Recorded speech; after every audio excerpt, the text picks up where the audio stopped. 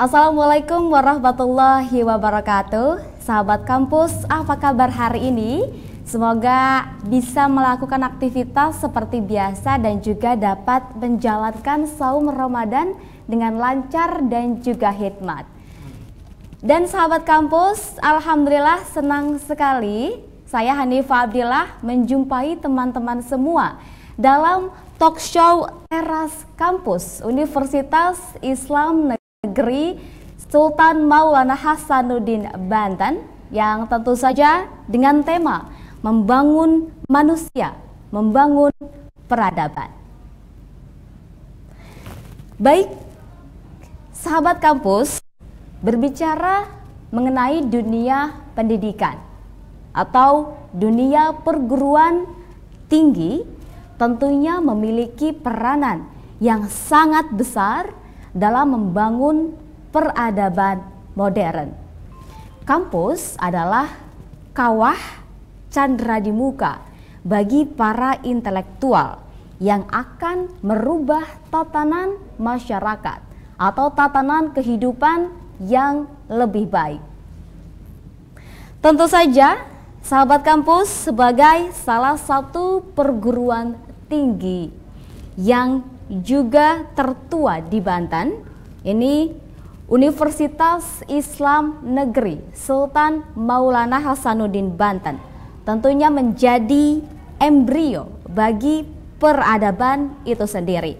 Dan berbicara mengenai UIN SMH Banten, tentunya tidak bisa lepas dari sosok yang satu ini.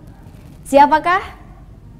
Dan tentu saja beliau adalah sosok yang luar biasa. Sosok yang bersahaja dan hebat sekali. Sudah ada di samping saya tentu saja. Beliau adalah Rektor Universitas Islam Negeri Sultan Maulana Hasanuddin Banten, Pak Profesor Dr. Haji Fauzul Iman MA. Kita sapa terlebih dahulu. Assalamualaikum warahmatullahi wabarakatuh, Pak Prof. Waalaikumsalam warahmatullahi wabarakatuh. Apa kabar hari ini, Pak Prof? Sehat? Alhamdulillah, baik. Sehat ya? Sehat. Walaupun situasinya seperti ini nih, ya, sedang pandemi. Puasa dan pandemi. Sedang pandemi, kemudian juga melaksanakan saum Ramadan, tapi tetap semangat nih Pak Prof. Semangat Luar biasa. Nah, harus semangat. Harus ya Pak Prof harus. Ya. Baik, sebelum berbicara lebih jauh nih tentang bagaimana Universitas Islam Negeri Sultan Maulana Hasanuddin Banten tentunya berkontribusi besar terhadap dunia pendidikan di tanah air. Sahabat kampus di rumah ini jangan lupa terlebih dahulu Anda juga bisa saksikan informasinya di kanal YouTube Humas UIN SMH Banten atau juga Humas UIN Banten. Anda juga jangan lupa untuk follow Instagram di @humas_UIN Banten. Baik Pak Prof, sebelum kita ngomongin tentang kontribusi dunia pendidikan, tentunya UIN SMH Banten bagi pendidikan di Indonesia begitu. Nah, Hani ingin mengenal lebih dekat seorang Pak Profesor nih, mungkin juga sahabat kampus yang ada di rumah bisa lebih dekat juga gitu dengan Pak Prof begitu. Nah, Pak Prof, bagaimana peran lingkungan keluarga sehingga dapat membentuk Pak Prof menjadi seperti sekarang ini? Dilihat mungkin berkecimpung di dunia pendidikan, juga bahkan hingga memimpin perguruan tinggi negeri. Seperti apa? Ya, terima kasih. Ini pertanyaan sangat subjektif sebetulnya ya. Tapi tidak apa, ini menjadi satu referensi yang sangat wajar dan normal untuk disampaikan ya. Pertanyaan bagus ini. Sebagaimana biasa juga memang sebelum ini pertanyaan ini sering terjadi. Bagi saya memang lingkungan itu penting ya. Dan ini yang mempengaruhi seseorang itu tidak tiba-tiba ya, menjadi itu. Pasti dia tidak berada di ruang yang vakum ya.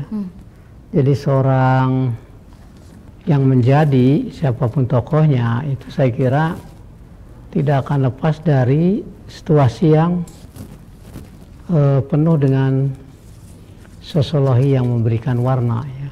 Jadi tidak hampa gitu. John Paul mengatakan begitu ya dalam bukunya Continuity and Change ya, bahwa keberlanjutan dan perubahan itu pasti dipengaruhi oleh lingkungan itu. Nah, lingkungan saya orang biasa sebetulnya ya, dalam rumah tangga yang memang orang tua saya itu seorang guru ya. Ibu saya juga rumah tangga biasa, hanya sedikit-sedikit dagang ya. Jadi seorang guru agama yang memberikan warna ya kepada saya selaku putranya untuk terus dipacu belajar dan belajar ya. Kebetulan seorang guru agama tapi menguasai kitab kuning ya. Yang tidak ada apa? Ya orang sekarang menyebutnya kitab gundul ya.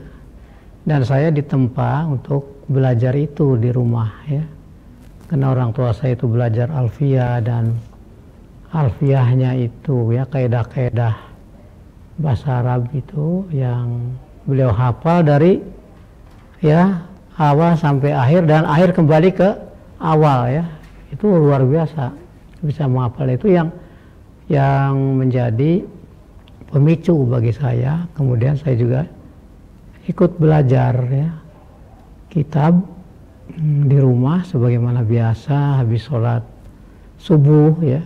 Saya sering dibawa oleh orang tua tuh sholat subuh, dibangunin kalau misalnya sumeh-sumeh itu dipuncratin air ya. Itu saya kira sudah biasa lingkungan keluarga saya seperti itu. Ayah saya itu didik sehingga disitulah sebenarnya ditimpa pengaruh-pengaruh, ditempa ya maksud saya pengaruh-pengaruh pendidikan keagamaan. Baik. Ya.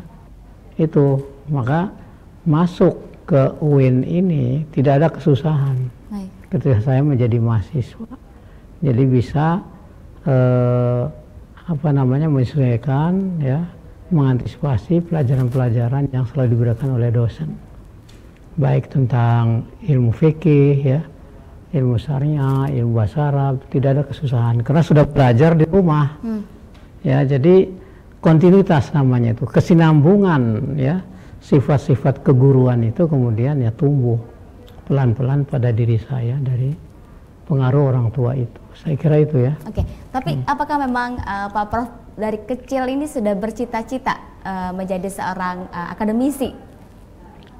Karena guru ya, jadi referensi orang tua sebagai guru itu ikut memberikan pengaruh yang tautologis ya. Tautologis itu berulang-ulang menjadi mindset ya, sehingga orang tua selalu mengatakan kamu harus seperti Profesor Sadil Hasan, tahu ya? Profesor Hasan itu pendiri UIN ini ya, kamu harus seperti Profesor Sadil Hasan. Profesor Sadil Hasan ini orangnya moderat ya, tidak ekstrim ya, tidak mengklaim diri paling benar dan mengklaim orang lain salah. Ya, kelompok lain dia tidak melakukan klaim ya bahwa ini bid'ah ya, ini haram, tidak cepat seperti itu. Kunut itu haram dan sebagainya. Tidak mengatakan demikian ya. Profesor Sadil Hasan itu moderat sekali.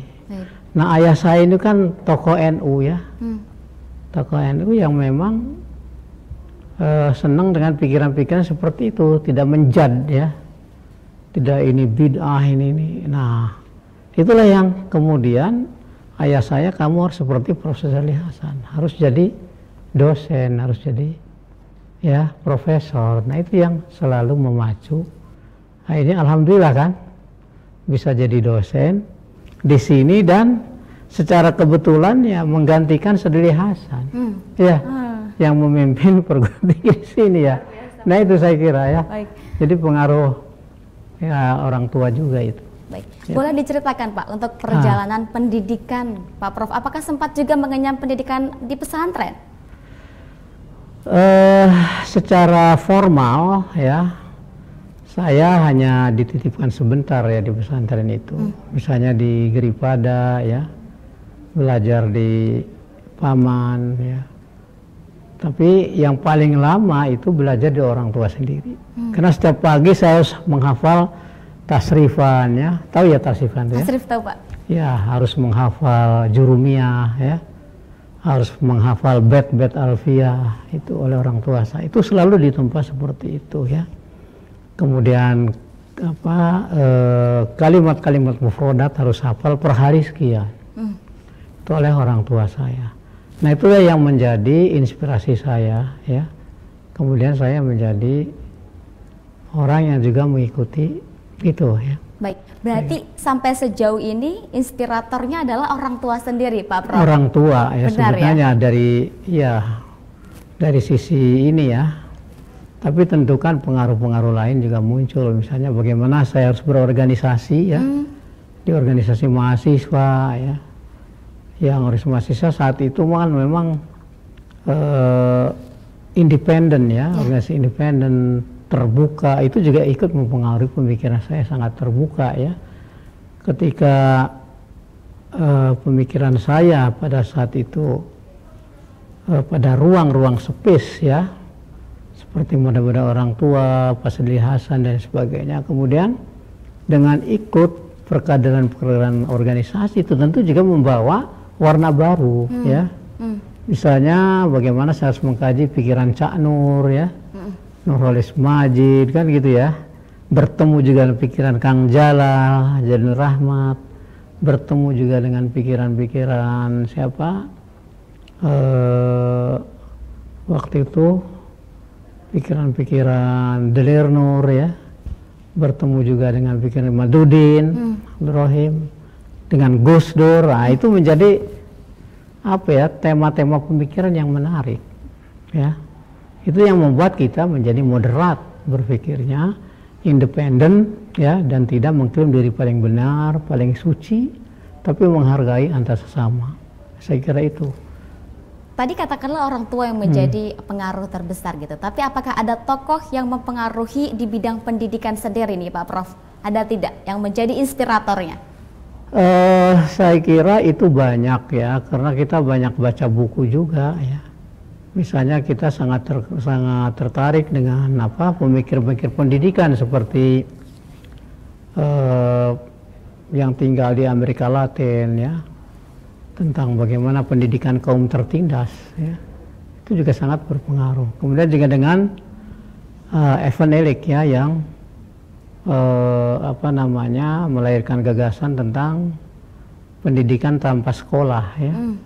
Itu schooling, ya. Itu saya kira ada juga sedikit memberi pengaruh bahwa belajar itu tidak selalunya, ya, berhasil di ruang-ruang kelembagaan, mesti harus belajar juga di luar, belajar berorganisasi, ya, kemudian belajar di ruang-ruang terbuka, ya.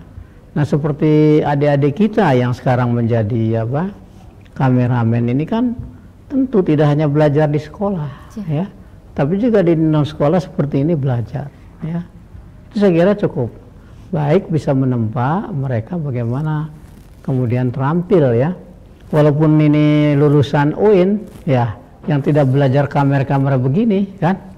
Tapi kemudian kata teori tadi, belajar tidak di sekolah tapi belajar, ya, di masyarakat, itu akan bisa muncul keterampilan baru, kan gitu, ya. Ini saya kira yang juga turut memberikan warna, ya, pengaruh, termasuk juga pendidikan-pendidikan guru-guru yang di UIN itu sendiri seperti Abah Wahab, ya, Profesor Sadli Hasan juga ikut memberikan pengaruh, ya. Luar biasa. Termasuk juga, ya, Profesor Imati Hami, ya, itu memberi pengaruh. Baik, oke. Nah, ini sahabat kampus tentunya luar biasa sekali sosok Profesor sendiri. Nah, ini apakah menjadi rektor ini, Pak Prof, bisa diceritakan adalah salah satu impian terbesar atau ini menjadi target karir dunia begitu? Atau seperti apa nih, Pak Prof? Sebetulnya itu tidak mimpi, ya, alamiah saja, ya. Untuk menjadi rektor itu alamiah, karena mungkin saya ditempa oleh pendidikan guru, lalu kemudian masuk lingkungan pendidikan, dan juga saya banyak berorganisasi, gitu kan, sehingga memang sangat senang bagaimana kita harus bisa belajar memimpin. Ya. Baik. Jadi memang pembawaan alamiah dengan ditempa oleh pengaruh guru ya, dengan berbagai guru itu, dan juga organisasi yang kita ikuti, maka mau tidak mau itu terdesak untuk memimpin ya.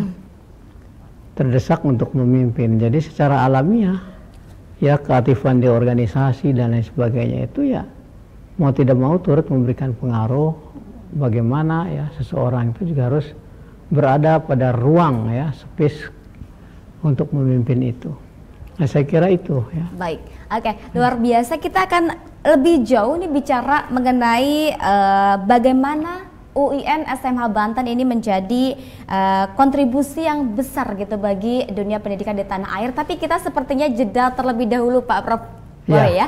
Kita jeda terlebih dahulu, teman-teman dan juga sahabat kampus di rumah. Jangan lupa untuk follow Instagram UIN_SMH Banten. Kemudian juga jangan lupa untuk tonton official YouTube kami di Humas UIN Banten. Tetap bersama kami di Teras Kampus.